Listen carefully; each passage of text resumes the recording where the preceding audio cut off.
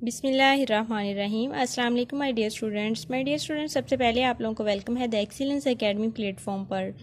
Students, आज हमने first year biology का चैप्टर 5 लेक्चर 8 है हमारा, और आज का हमारा टॉपिक है स्ट्रक्चर ऑफ बैक्टीरियोफेज को डिस्कस करना है। डियर स्टूडेंट्स, इस टॉपिक से रेलिवेंट जितने भी क्वेश्चन ये MCQs होंगे वो भी हम साथ साथ डिस्कस करेंगे। बात करते हैं बैक्टीरियोफेज की। तो डियर स्टूडेंट्स, बैक्टीरियोफेज जो है इसका मतलब होता है बैक्टीरिया ईटर वायरसेस।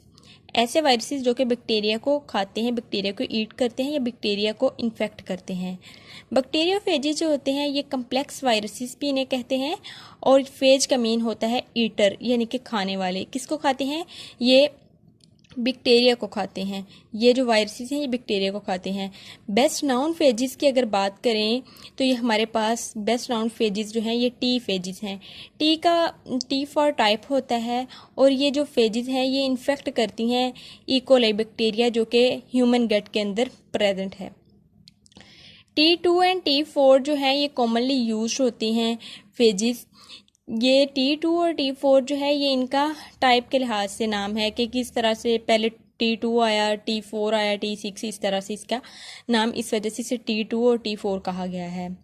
स्ट्रक्चर जो है T4 का डियर स्टूडेंट्स ये टेडपोल से रिजेंबल करता है बहुत ज़्यादा, क्योंकि ये भी जैसे टेडपोल होता है ना फ्रॉग, तो इस तरह से ये भी हेड और टेल के ऊपर मुश्तमिल होता है। तो हमने बेसिकली यहाँ पे इसी का स्ट्रक्चर T4 का ही डिस्कस करना है। पहले हम तमाम पॉइंट्स को डिस्कस करेंगे और फिर एंड पे इसका स्ट्रक्चर भी देखेंगे कि किस तरह से स्ट्रक्चर के अंदर हमने ये तमाम पॉइंट्स को फिर डिस्कस कर लेंगे।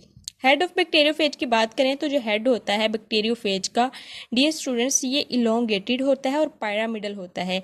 इसके अंदर 2 ट्रायंगुलर स्ट्रक्चर बनते हैं जिसकी कॉमन बेस होती है।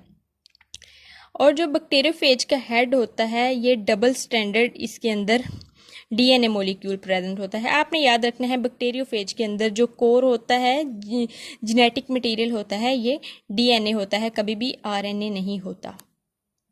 यहाँ तक तो हो गई हेड की बात कि हेड जो है ये पिरामिडल है और इसके अंदर DNA प्रेजेंट है।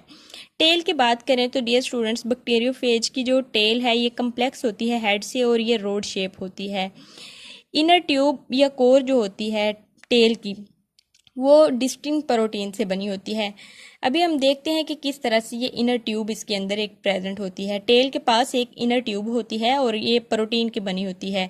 इनर ट्यूब को डियर स्टूडेंट्स कवर किया होता है एक शीट ने जो कि खुद भी एक प्रोटीन से बनी होती है। अभी सिर्फ ये पॉइंट डिस्कस कर रही हूँ, नेक्स्ट आपको स्ट्रक्चर दिखाती हूँ।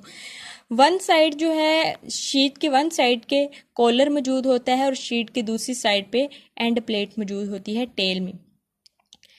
एंड प्लेट जो है इसके पास 6 टेल फाइबर होते हैं जो कि स्ट्रक्चर होते हैं अटैचमेंट के लिए, क्योंकि वायरस जब अटैच करता है बैक्टीरिया के साथ तो ये अटैचमेंट में फाइबर्स हेल्प करते हैं उसकी।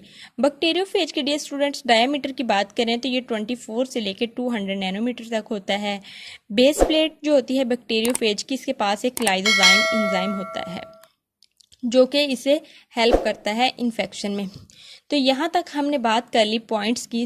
डियर स्टूडेंट्स, यहाँ पे जो T2 और T4 फेजेस मैंने आपको बताए हैं ये MCQs बन सकता है, और हेड के अंदर क्या, हेड का जो स्ट्रक्चर है ट्रायंगुलर है, ये भी एक MCQs बन सकता है। हेड के अंदर डबल स्टैंडर्ड DNA मॉलिक्यूल होता है हमेशा इसके पास, ये भी एक MCQs है। और जो टेल की हमने बात की कि टेल जो है ये कम्प्लेक्स है हेड से, और टेल के अंदर एक ट्यूब होती है डिस्टिंक्ट प्रोटीन की बनी होती है, प्रोटीन के रिलेटेड भी ये MCQs बन सकता है। और इसका जो डायामीटर है 24 से 200 नैनोमीटर तक, ये भी एक MCQs है। और बेस प्लेट के पास जो एंजाइम मौजूद होता है लाइसोजाइम, ये भी एक MCQs है। तो यहाँ पे आप देख सकते हैं कि ये पिरामिडल इसका हेड है, और हेड के अंदर कोर मौजूद है यानी कि DNA या न्यूक्लिक एसिड, और बाहर कैप्सिड मौजूद है। हेड जो है इसे हम न्यूक्लिक कैप्सिड भी बोल सकते हैं, क्योंकि हमने पीछे डिस्कस किया था न्यूक्लिक एसिड और कैप्सिड, इन दोनों को हम कलेक्टिवली नाम देते हैं न्यूक्लिक कैप्सिड का।